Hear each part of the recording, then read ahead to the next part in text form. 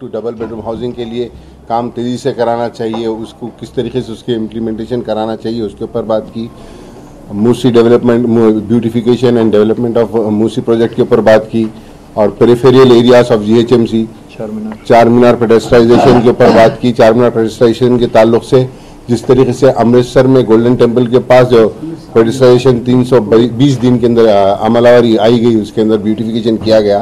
Minister साहब ने तयखुन दिया कि वहाँ पर हम लोग जाकर वहाँ पर भी सर्वे करके वहाँ भी देखेंगे कि किस तरीके से किया और उससे क्या हम बेहतर कर सकते हैं और क्या यहाँ पर खामियाँ हैं वो दूर करने के लिए, उस तमाम चीज़ों के लिए भी उन्होंने हामी की। सबसे मेन बात यह है कि पॉजिटिव मीटिंग रही और हमारी ये गुजारिश है मिनिस्टर साहब से कि इस तरीके की मीटिंग रेगुलर की जाए ताकि आवाम के मसाइल हम हुकूमत के सामने ला सकें, हम आपस में बैठकर आवाम के मसाइल की यकसुई कर सकें। शुक्रिया, थैंक यू।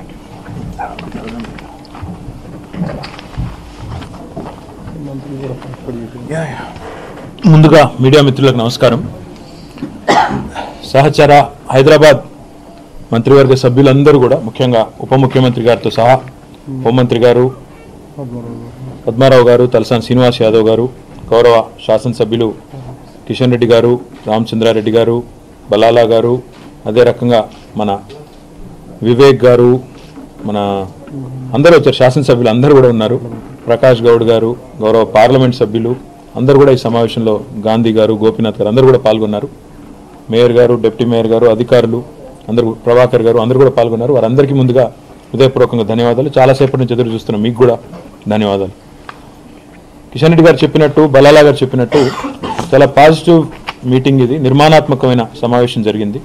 జనరల్గా అసెంబ్లీలోనో ఇంకో చోటనో రాజకీయ పరంగా మరి సహజంగానే సమస్యలు ఉన్నప్పుడు మాట్లాడడం జరుగుతుంది. కానీ ఈరోజు చాలా చాలా పాజిటివ్గా, చాలా చాలా కన్స్ట్రక్టివ్గా, నేను ఊహించిన దానికంటే కూడా చాలా సానుకూలమైన వాతావరణంలో ఈ సమావేశం జరిగిందని చెప్పాలి. నేను ఈ వేదిక ద్వారా, మీ ద్వారా కూడా వారికి ఇచ్చే హామీ, నెక్స్ట్ మీటింగు జనవరి 3 లేదా 4వ తారీఖు నాడు మళ్ళీ ఒక 3 అంశాల మీద పెట్టుకుంటా ఉన్నాం. తదుపరి మీటింగ్ కూడా ఫిబ్రవరి నెలాఖరికి, ఫిబ్రవరి 25-26 ప్రాంతంలో మళ్ళీ ఇదే రకమైన సమావేశాన్ని కూడా పెట్టుకుంటాం. ఎందుకంటే రెగ్యులర్గా కలవడం వల్ల మాకు కూడా వారి నుంచి, వారు ఇందాక చెప్పినట్టు రెగ్యులర్గా ఫీడ్బ్యాక్, సజెషన్స్, కన్స్ట్రక్టివ్ గైడెన్స్ అవి కూడా వస్తాయి. దాంతోపాటు నాకు చాలా గొప్పగా అనిపించింది ఒక సందర్భం, బస్ షెల్టర్ల నిర్మాణం చేద్దాం అనుకుంటున్నాం అంటే గౌరవ శాసనసభ్యులు వారంతటా వారు ముందుకొచ్చి, మేము మా ఎమ్మెల్యే నిధుల నుంచి కూడా మేము ఇస్తాము, మేము అడగలేదు, అడగకపోయినా ముందుకొచ్చి మేము ఇస్తామని చెప్పారు. కాబట్టి ఈ రకమైన నిర్మాణాత్మకమైన సహకార దృక్పథం ఏదైతే ఉన్నదో డెఫినెట్గా హైదరాబాద్ నగరానికి మంచిది, తెలంగాణ రాష్ట్రానికి మంచిది. కాబట్టి ఇదే దిశగా మా కోఆపరేటివ్ స్పిరిట్ని కొనసాగిస్తూ ముందుకు పోతామని చెప్తూ, ముఖ్యంగా ఈరోజు సమీక్షించిన అంశాలు, హైదరాబాద్లో కొద్ది కాలం క్రితం కురిసిన వర్షాల వల్ల ఉత్పన్నమైన పరిస్థితులు మీకు తెలుసు. మరి ఆనాడు గౌరవ ముఖ్యమంత్రి గారు ఒక సమావేశం పెట్టి, పత్రికా సమావేశం పెట్టి, ఆనాడు ఆ సమావేశంలోనే మాకు ఆదేశాలు ఇవ్వడం జరిగింది. అక్రమ కట్టడాలు ఏవైతే నాలాల పైన ఉన్నాయో వాటిని కూల్చాలని ముఖ్యమంత్రి గారు ఆదేశాలు అయితే ఇచ్చారో, తదనంతరం మరి వాటి ఆదేశాల కొనసాగింపుగా మేము దాదాపుగా 900 పైచిలకు నిర్మాణాలు కూడా కూల్చడం జరిగింది.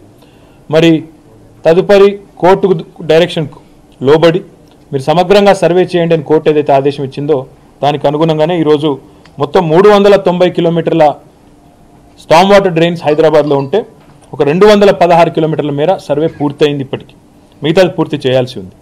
ఈ 216 కిలోమీటర్ల మేర ఈ మొత్తంలో 8,239 అక్రమ నిర్మాణాలు ఉన్నట్టుగా ఈ సర్వేలో తేలింది. అయితే ఈరోజు 8,239, ఈరోజు గౌరవ శాసనసభ్యులందరూ కూడా ఒక మంచి నిర్మాణాత్మకమైన సూచన చేశారు. ఉన్న నాళాలను మరి కేవలం ఏకపక్షంగా కేవలం ఒకే పరిష్కారం ఉంది దీనికి, అన్నిటినీ కూల్చేయడమే అన్నట్టు కాకుండా ఉన్న నాళాలను ఏమైనా రీడిజైన్ చేసి, అంటే డీపెనింగ్ చేయడం కానీ, బట్ హైట్ పెంచడం కానీ, లేదా ఇంకా ఏదైనా ప్రత్యామ్నాయాలు కానీ ఉపయోగించి కానీ మనం ఏమైనా చేసేదానికి అవకాశం ఉందా? అదే రకంగా హైదరాబాద్లో ఉండే 169 చెరువులను వాటిలో పూడిక తీయడం ద్వారా వాటిని కూడా ఏమైనా స్టోరేజ్ రిజర్వాయర్స్ కింద వాడుకుని ఫ్లడ్ వాటర్ ఏమైనా వచ్చినప్పుడు, స్టామ్ వాటర్ వచ్చినప్పుడు వాడుకునే అవకాశం ఉందా? అది పరిశీలించండి. అది పరిశీలించిన పిదప ఇక ఏ మార్గాంతరం లేదు అనుకుంటే అందరం కూడా కలిసికట్టుగా మరి రాజకీయాలకు అతీతంగా సహకరించుకుందామని ఒక నిర్మాణాత్మకమైన సానుకూలమైన ధోరణి వారు ప్రదర్శించారు. దానికి వారికి ధన్యవాదాలు. దాంతోపాటు మరి చాలా చోట్ల ముఖ్యంగా ఈ నాలాల పనులు ఏవైతే జరుగుతూ ఉన్నాయో 2-3 మంచి సూచనలు కూడా వచ్చినాయి. ఈ డీసిల్టింగ్ అనేది నాలాల్లో పూడికతీత కార్యక్రమం అనేది ఒక ప్రహసనంగా మారిపోయింది. సంవత్సరానికి ఒకసారి మొక్కుబడిగా జరిగే కార్యక్రమంగా మారిపోయింది.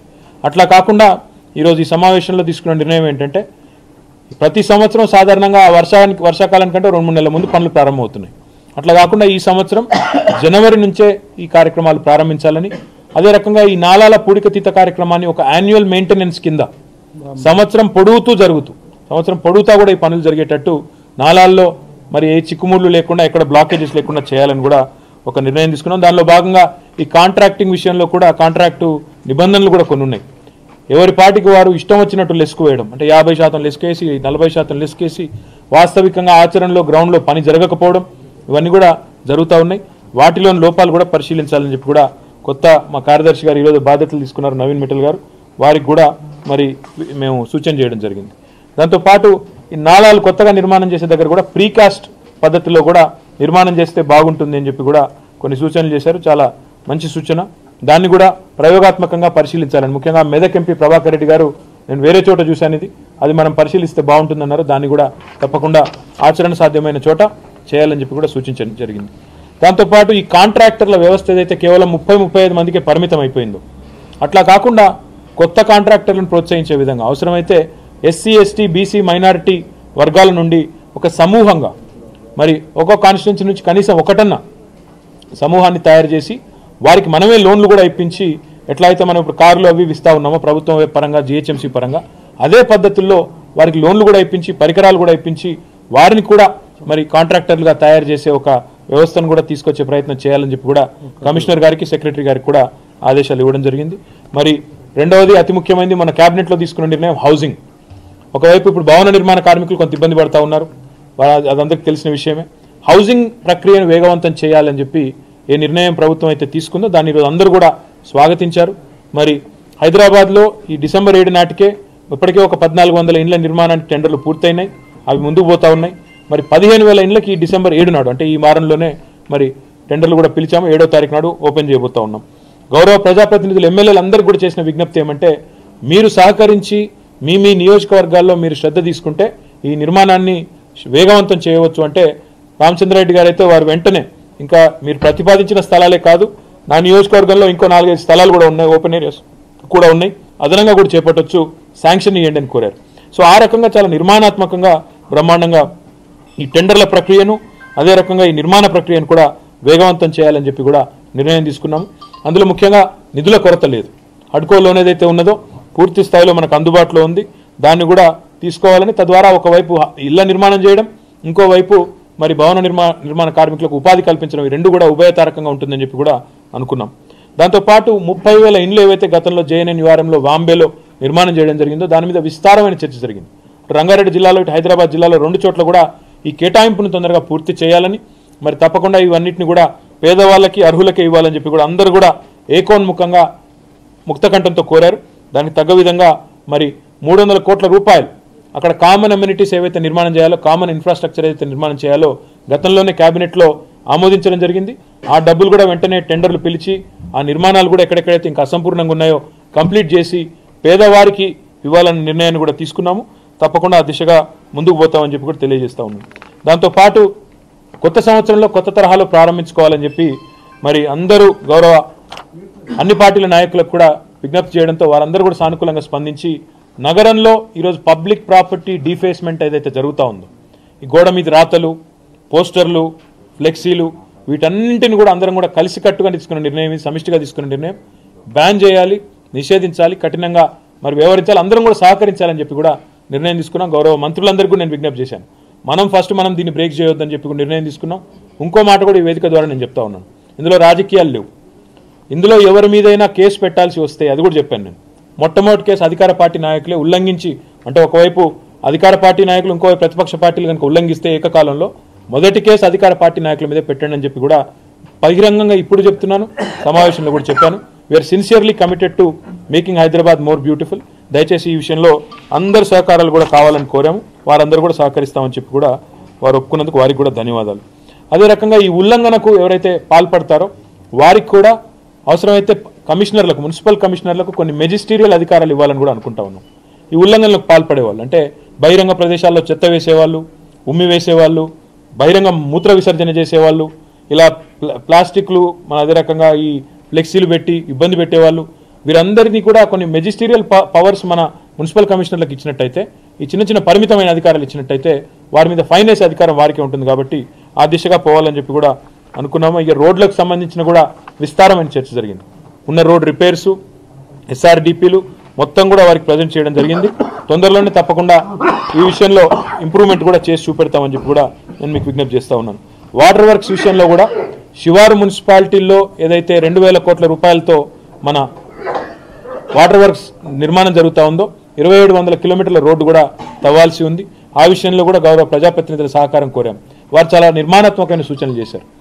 మీరు రోడ్లు మరి ఈ తవ్వకాలు ఎప్పుడు చేయండి అంటే మళ్ళీ దాని రిస్టోరేషన్ కూడా మీరు కంప్లీట్గా బాధ్యత తీసుకొని ఆ టెండర్ రిస్టోరేషన్ ప్రక్రియకు కూడా టెండర్ పూర్తయిన తర్వాతనే తవ్వకాలు మొదలు పెట్టండి అని చెప్పి కూడా వారు సూచించారు. చాలా నిర్మాణాత్మకమైన సూచన. దాన్ని ఆమోదిస్తూ నిర్ణయం కూడా తీసుకున్నాం. ఆ దిశగానే ముందుకు పోతాం.